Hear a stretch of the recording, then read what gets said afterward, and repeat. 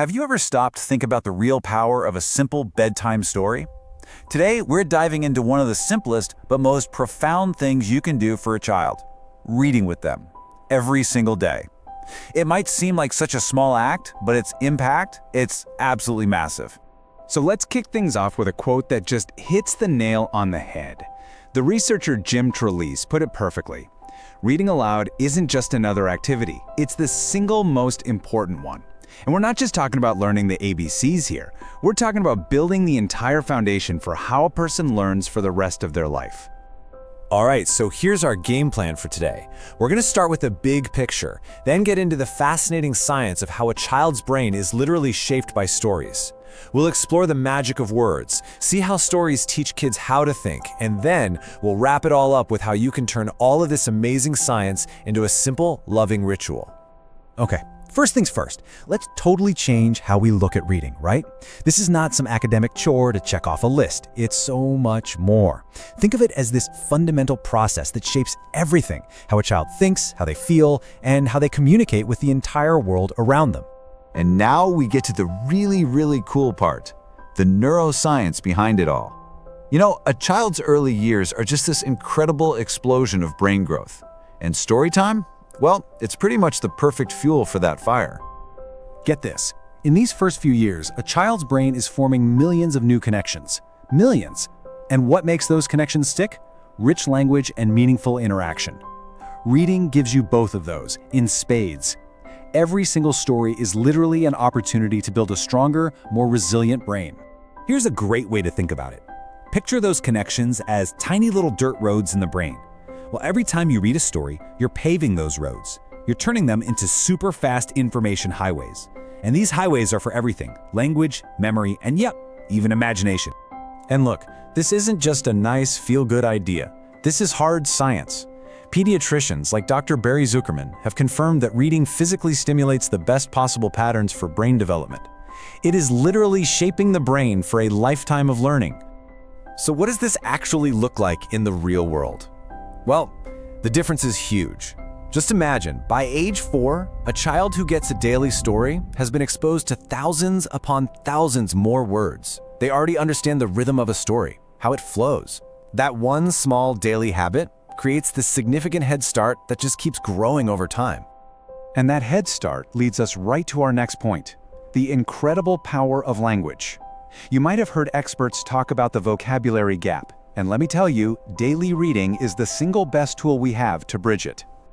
Think about the words we use in just our normal everyday conversations versus the words you find in books. I mean, you probably don't use words like enormous, curious, or darted when you're talking about what's for dinner, right? But it's stories. They're packed with these rich, complex words that open up a whole new world.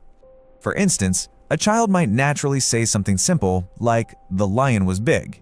And that's fine. It's direct, it gets the job done. But a child who's been swimming in storybooks, they might say, "The lion was enormous." Do you hear the difference? It's not just about knowing a bigger word. It's about being able to paint a bigger, more vivid picture in someone's mind. That's the power a storybook vocabulary gives you. And what's really crucial here is that reading is like a Swiss Army knife for language skills. It's not just about vocabulary. It also sharpens their listening skills, helps them form more complex sentences, and even improves their pronunciation and grammar. It is a total language workout, all in one. So, beyond the words themselves, stories teach children something even more fundamental. They teach them how to think. They build the mental framework for things like reasoning, memory, and solving problems. You know, just listening to a story is a serious mental exercise. A child's brain has to work to remember the characters, follow the sequence of events, and start to understand that actions lead to consequences. This is the very foundation of logical thinking. And this is where you can take things to a whole new level. By asking questions, you turn them from a passive listener into an active thinker. A simple question like, why do you think the puppy ran away?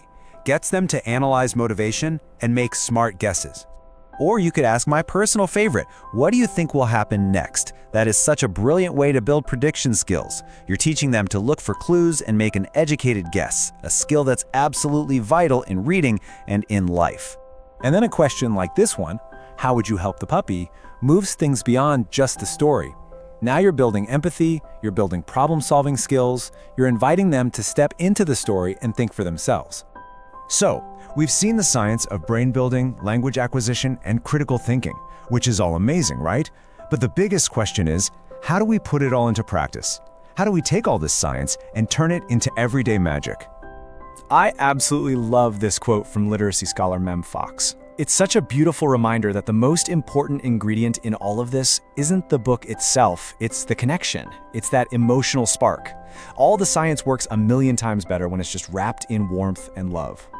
So, here are the keys to creating that magic. 1. Find a consistent time. Make it a predictable, comforting part of the day. 2. Use your voice. Be silly, be dramatic, bring the story to life. 3. Just like we talked about, ask those interactive questions. And finally, number 4, and this is the most important one.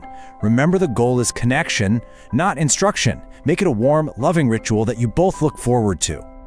And that really brings us to the heart of it all. The science is clear, the benefits are profound, and it all starts with just one book and a few minutes of your time. So the only question left is, what story will you share tonight?